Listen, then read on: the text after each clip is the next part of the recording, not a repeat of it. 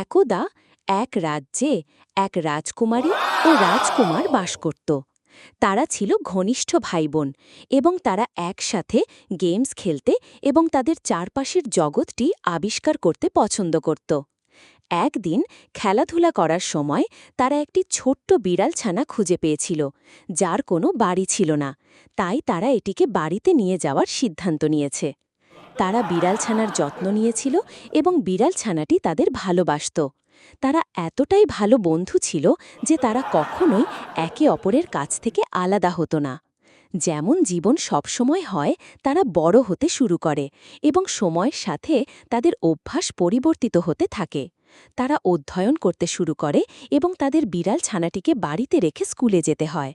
তাদের বিড়াল ছানাটি তাদের খুব মিস করত এবং তারা তাদের বিড়াল ছানাটিকে খুব মিস করত। যখন তারা বাড়িতে থাকত, তারা ভিডিও গেমস খেলত এবং জাঙ্ক ফুড খেত।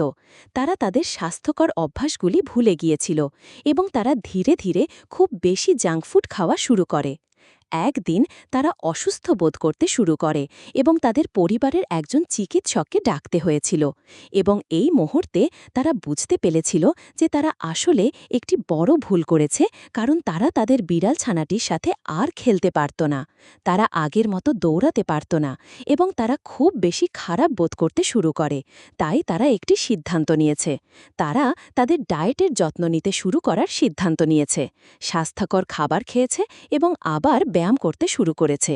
শীঘ্রই তারা সুস্থ হয়ে ওঠে এবং তারা আবার তাদের বিড়াল ছানাটির সাথে খেলতে পারত।